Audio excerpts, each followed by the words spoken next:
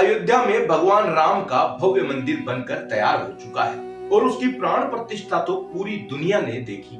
दोस्तों, भगवान राम में आस्था हर किसी की है, इसीलिए भगवान राम हर किसी के पूजनीय है। लेकिन दोस्तों, समय समय पर भगवान राम के साथ साथ भगवान के राज्य का भी जिक्र किया जाता है, जिसे राम राज्य कहा जाता है। असल में क्या था राम राज्य? दोस्तों, पुराणों में और शास्त्रों में ये बताया गया है कि भगवान राम के समय पर, उनके राज्य के समय पर, यानी जिस समय वे राजा थे उस समय उनके राज्य में कभी चोरी, डकैती, छीना झपटी, झूठ, अत्याचार ये सब नहीं हुआ करते थे। यहाँ तक कि आपस में लोग झगड़ते भी नहीं थे। हर कोई अपनी जिंदगी से प्रसन्न था, क्योंकि पैसे की भी दिक्कत नहीं थी, अनाज की भी दिक्कत नहीं थी और कोई भूखा भी नहीं सोता था। लेकिन दोस्तों, इन्हीं पुराणों में और कुछ बड़े संत ये भी दावा करते हैं कि भगवान राम यानी राम राज्य के समय पर 2 मुकदमे भी सामने आए, जिसका निराकरण भगवान राम ने किया। दोस्तों, ये जो 2 मुकदमे आए, इनका जो न्याय हुआ वो काफी चर्चा में रहा। आखिर ये मुकदमे क्या थे, तो आप ये जान लीजिए। दोस्तों, एक डाली पर एक कौवा और एक गिद्ध दोनों ही दावा कर रहे थे कि ये हमारी है। इसका फैसला भगवान राम ने किया। इसके अलावा एक बार एक पंडित जी ने जाते हुए एक कुत्ते के सर पर डंडा दे मारा। अब उसकी भी सजा भगवान राम ने सुनाई। दोस्तों, ये जो दोनों ही न्याय हुए, ये पूरी दुनिया में विख्यात हुआ और भगवान राम का न्याय करने का तरीका खूब पसंद किया जाने लगा। तो दोस्तों, क्या थे ये मसले जो राम राज्य के समय में आए? और राम राज्य के समय में सिर्फ 2 ही मुकदमे आए। आखिर इन मुकदमों का भगवान राम ने किस तरह से न्याय किया, जानेंगे आज इसी के बारे में। तो दोस्तों, स्वागत है आपका एक बार फिर से गोगिलियों की शानदार से एपिसोड पर। दोस्तों, वीडियो अच्छी लगे, जानकारी अच्छा लगे तो चैनल को सब्सक्राइब कर लेना। अगर अंत में सब कुछ पसंद आ जाए तो वीडियो को शेयर कर देना और हमारे इस परिवार को कम से कम 500 तो बना ही देना। धन्यवाद।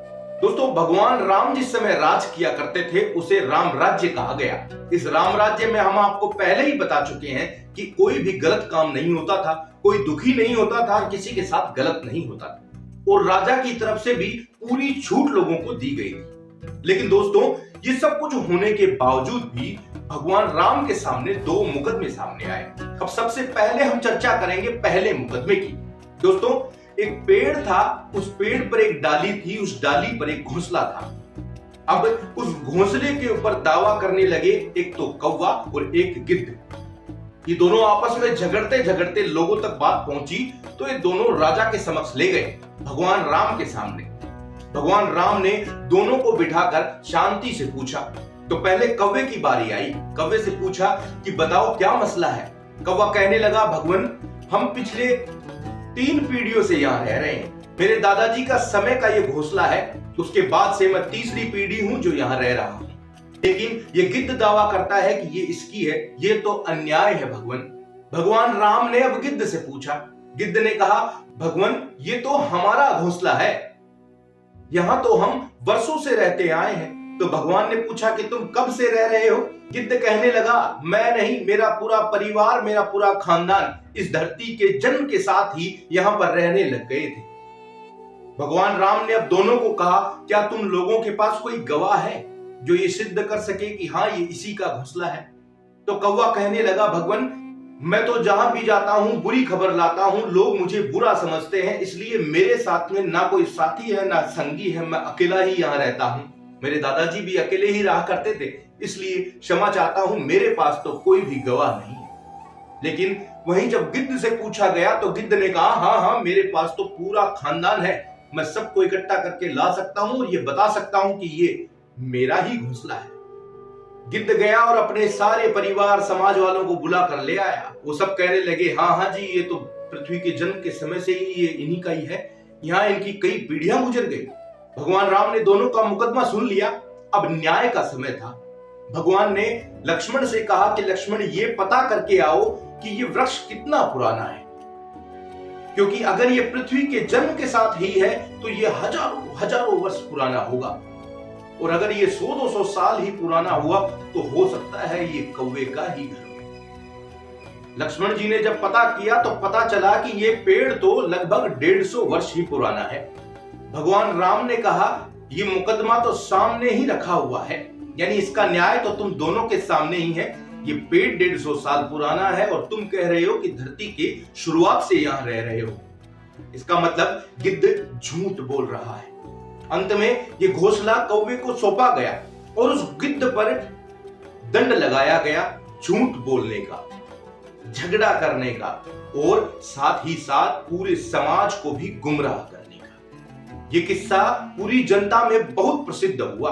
जो कोई भी इस न्याय के बारे में सुनता तो भगवान राम की जय जयकार करता, क्योंकि इसमें भगवान राम ने उनकी कही हुई बातों को न मानकर प्रत्यक्ष को प्रमाण माना। दोस्तों, ये तो था पहला मुकदमा। अब हम आते हैं दूसरे मुकदमे की ओर, जो कि और भी ज्यादा मजेदार है।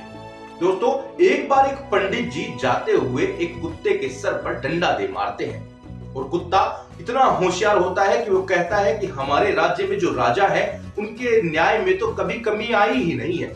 आखिर पंडित ने मुझे डंडा मारा तो क्यों मारा? वो सीधा चला गया राम के दरबार के बाहर और जोर जोर से महाराज महाराज चिल्लाने लगा।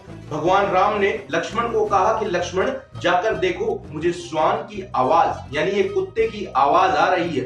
क्या उसे मेरी जरूरत है? तो तुम जाकर उसका निदान करो। लक्ष्मण जी जाते हैं और जाकर उससे पूछते हैं कि भाई क्या बात है, तुम मुझे बताओ।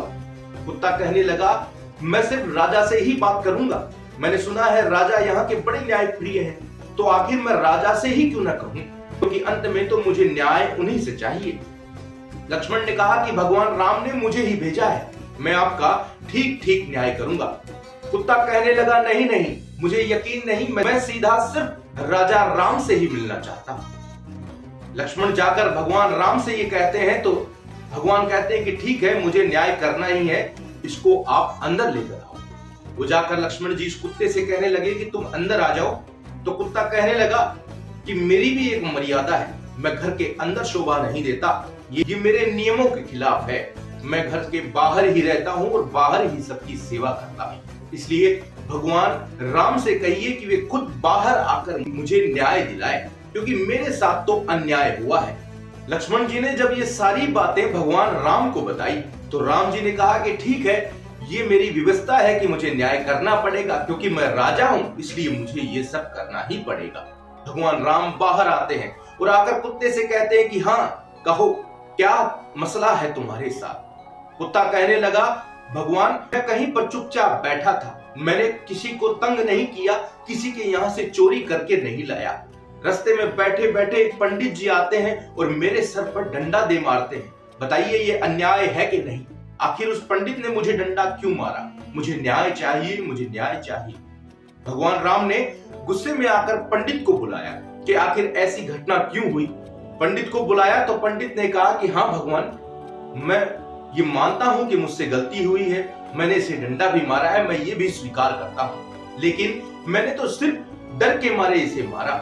मुझे लगा कहीं ये मुझे काट न ले, इसलिए मैंने इसे डंडा मार दिया ताकि ये दूर भाग जाए। भगवान राम ने कहा कि ये फैसला भी तुम लोगों के सामने ही है। अब ये तो गलती मानने को तैयार है, क्योंकि इनसे गलती हुई है और ये मान भी रहे हैं, लेकिन अब तुम बताओ इसे क्या सजा देनी चाहिए, क्योंकि ये अपनी गलती मान रहे हैं और तुम इस मुद्दे को बड़ा बना रहे हो। अब तुम ही बताओ इनके लिए क्या सजा ठीक रहेगी। तो कुत्ता काफी देर सोचता रहा। कुत्ते ने सोचकर लास्ट में भगवान राम से कहा कि भगवान, इन्हें दान धर्म के बड़े काम में लगाइए, यानी इन्हें किसी मंदिर का बड़ा संत बना दीजिए ताकि ये उस काम को बखूबी कर पाए। भगवान राम ने ऐसा ही किया, क्योंकि वो प्रार्थी था, उसकी बात माननी जरूरी थी। इस पंडित को उठाकर कोई बड़ा संत बना दिया गया। ये मसला तो खत्म हो गया, लेकिन जनता तक जब ये बात पहुंची तो हर कोई ये सोचने पे मजबूर हो गया कि पंडित ने गलती की, डंडा भी मारा, लेकिन उसे सजा की बजाय तो मजा दिया गया है। आखिर ये भी कोई सजा हुई? डंडा मारने वाले को बड़ा संत बना देना, ये तो बैठे बिठाए सोने का घड़ा दे देने जैसी बात है। ये सभी लोग उठकर भगवान राम के पास गए और राम से कहा कि इस न्याय के पीछे का कारण बताइए। आखिर इतने अच्छे न्याय करने वाले राजा यहाँ कैसे चूक कर गए?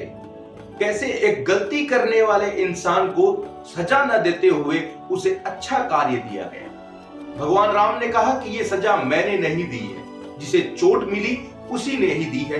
फिर से कुत्ते को और पंडित जी को दोनों को सामने बुलाया गया।